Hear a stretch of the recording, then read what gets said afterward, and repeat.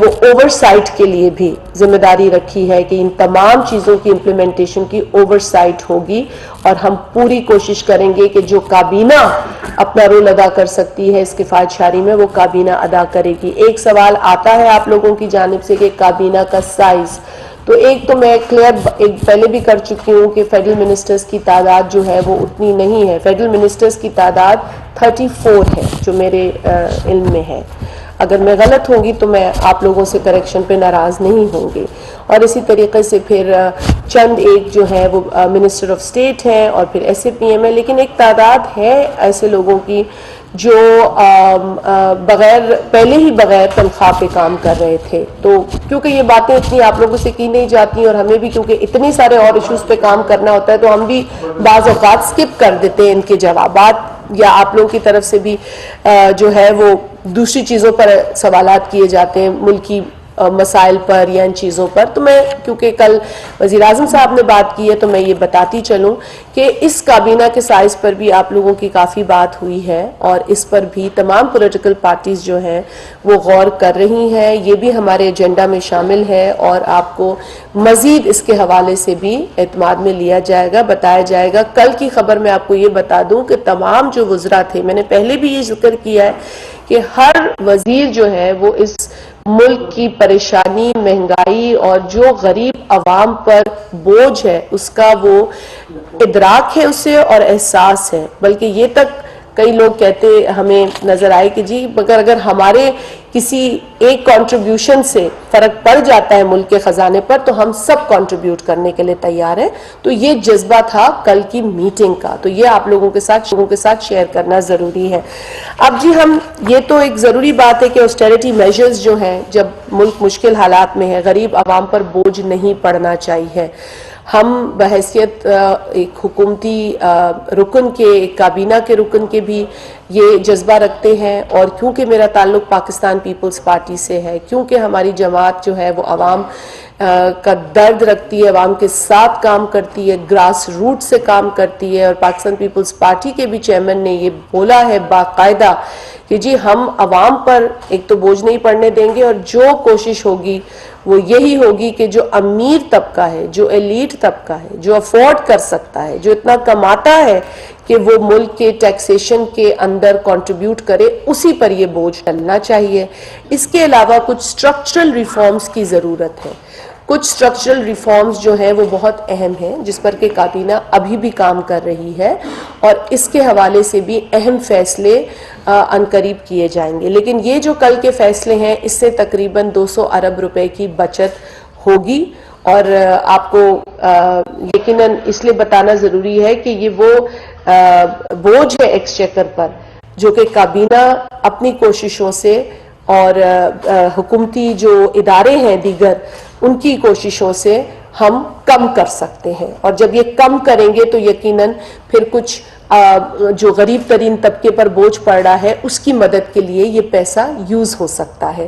تو اس لیے یہ کوششیں بہت ضروری ہیں، جس کا اعلان کل وزیر اعظم پاکستان شہباز شریف صاحب نے خود بھی کیا، کیونکہ وہ اس چیز کو دیکھ رہے ہیں، سمجھ رہے ہیں، اور جتنی بھی گنجائش بنتی ہے وہ کٹوتیاں کر کے اس گنجائش کو پیدا کر رہے ہیں جس میں کہ غریب کا فائدہ ہو، اس پر یہ بوجھ نہ پڑے۔ کچھ چیزیں ناگزیر ہیں، جیسے آئی ایم ایف کا پاس جانا، تو اگر ایک پچھلی حکومت نے ایک معاہدہ سائن کر دیا ہے، معاہدے پر دستخط کر کے دے دیا ہے، تو کیسے پاکستان آج کہہ دے کہ جی ہم اس معاہدے سے باہر ہیں؟ کیونکہ اس معاہدے کی کمٹمنٹ کو دیکھتے ہوئے دنیا ہم پر جو ہے وہ کریڈیبلٹی کا ایک جو ہے نا وہ ہمارا اندازہ لگاتی ہے کہ ہم کتنے کریڈیبل لوگ ہیں۔ اب عمران نیازی تو روز جھوٹ بولتا ہے، روز یو ٹرن لیتا ہے، اس کے کریڈیبلٹی پر تو ملک تو دور کی بات ہے، میرا خیال ہے کہ کوئی ذی شعور یا عزت دار آدمی بھی بھروسہ نہیں کرے گا۔ تو میں کیونکہ آپ سے بات کرنے والی تھی کچھ اور بھی جو انتشار پھیلا رہا ہے یہ شخص اس پر، لیکن پہلے میں نے سوچا کہ کیونکہ میری اپنی یہ کوشش ہوتی ہے اور ہماری کابینہ کی کہ ہم آپ سے وہ ایکیڈیمک گفتگو کریں جو اس پاکستان کی عوام کے لیے ضروری ہے، لیکن ایک شخص بضد ہے انتشار پھیلانے پر، ایک شخص بضد ہے کہ اس نے پاکستانی قوم کو چین سے بیٹھنے نہیں دینا۔ جب وہ 4 برس हुक्मरानी कर रहा था, तब भी उसने लोगों को चैन से बैठने नहीं दिया।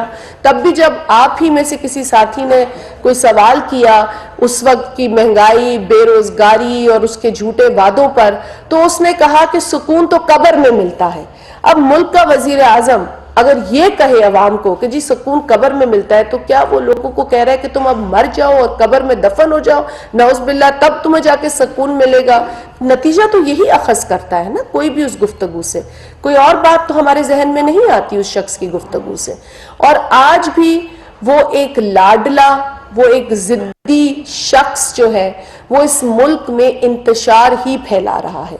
आज भी वो इस मुल्क में जिम्मेदारी का मुजाहरा, मतलब एक शख्स जिसको पार्लियामान ने आईनी तरीके से वोट ऑफ नो कॉन्फिडेंस के नतीजे में पार्लियामेंट से फारिग किया, बतौर वजीर आजम फारिग किया था, बतौर मेंबर नेशनल असेंबली फारिग नहीं किया था।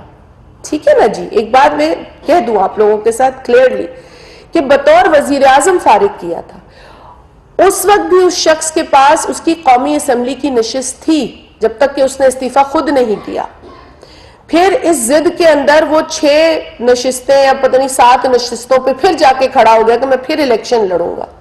वो जो 6 इलेक्शन उसने लड़े, जहां से वो जीता 2 से तो उसको शिकस्त हुई, लेकिन जो उसने 6 जीते उनसे भी वो फारिग ही रहा। वहां की आवाम को निकाला होगा, जोर जबरदस्ती की होगी लोगों के ऊपर, धांधली की होगी, मार कुटाई की होगी, लोगों को तकलीफ में जो है वो एक इनकन्वीनियंस होती है ना लोगों की। और फिर सबसे बड़ी बात, खर्चा होता है पाकिस्तान का। एक कंस्टिट्यूंसी में जो इलेक्शन होता है वो मुफ्त का इलेक्शन नहीं होता। ये 6, 8, 9 कंस्टिट्यूंसीज में इलेक्शन हुए, जिसमें से 2 लोग जो जीते, एक मुल्तान की सीट थी, एक कराची की सीट थी। वो दोनों अरकान कौमी असेंबली हैं, अपने लोगों की नुमाइंदगी कर रहे हैं। बाकी जो 6 नशिस्तें जहां से इमरान अहमद न्याजी अपनी जिद पे खड़ा हुआ और अपनी जिद लगाई, उसने जीता, लेकिन वो कौमी असेंबली नहीं आया। मतलब उन 6 कंस्टिट्यूंसी से नुमाइंदगी आज भी महरूम है। तो ये जमहूरियत नहीं है। What is democracy? It is for the people by the people. But अब तुम लोगों का वोट भी जोर जबरदस्ती जो भी हरबे इख्तियार करके लेकर आते हो और उसके बाद उनकी नुमाइंदगी भी नहीं करते।